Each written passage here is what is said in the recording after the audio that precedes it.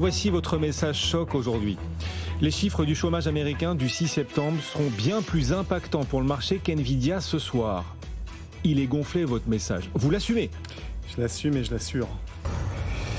Vous dites ça, mais vous allez quand même les regarder de près ce soir, les résultats d'NVIDIA. Pourquoi venir nous dire qu'il y a encore plus fort, plus impactant à venir après?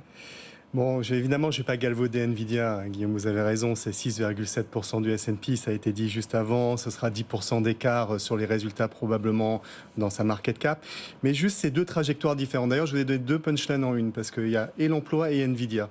Mais sur Nvidia, je voulais juste vous dire qu'il y a un élargissement du nombre de titres qui participent à la hausse du marché, c'est-à-dire un broadening, comme on dit en anglais. Je sais que vous n'aimez pas que je parle en anglais. Donc, élargissement du nombre de titres. Alors, si vous le faites, ça va être votre gage désormais. Si vous le faites, c'est avec l'accent américain. Allez-y, faut pas que on la je refait. du coup non plus. Donc, élargissement du nombre de titres qui participent à la hausse du marché. Je m'arrête là. Et ça dilue quelque part les Mag 7 et Nvidia. L'impact est moindre. Juste un chiffre pour pas en donner trop et être ennuyeux. C'est 75% des titres du S&P traitent au-dessus de leur moyenne mobile 50.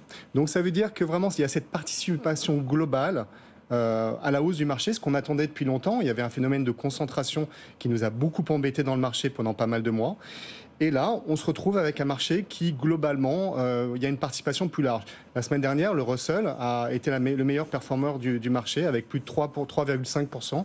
Donc, c'était intéressant de voir ça. Et qu'est-ce que ça veut dire? Je finis là-dessus. C'est juste de dire que finalement, il y a moins d'impact sur les Mag 7, donc peut-être moins d'impact sur Nvidia, puisqu'il y a plus de titres qui sont détenus par les investisseurs sur le marché américain. Donc, vous dites d'une part, la publication d'Nvidia ne sera pas aussi impactante qu'on l'imagine, et d'autre part, il y aura en revanche beaucoup plus impactant, c'est la semaine prochaine, l'emploi américain. Absolument, Guillaume. Et la deuxième chose, évidemment, c'est l'emploi, puisqu'on a eu, pas cette tragédie, mais en tout cas, on a eu très très peur pendant le début du mois d'août sur les chiffres du mois de juillet de l'emploi, qui ont fait croire à une récession.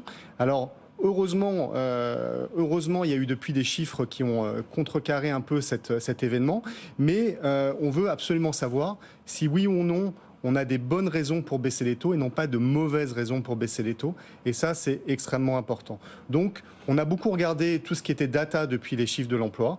Donc, tout ce qui est hard data, donc les chiffres dans le dur, c'est-à-dire le PIB, les ventes immobilières qui ont montré moins de dégradation, les ventes de détail qui ont été meilleures, et tout ce qui est soft data, qui sont les sondages.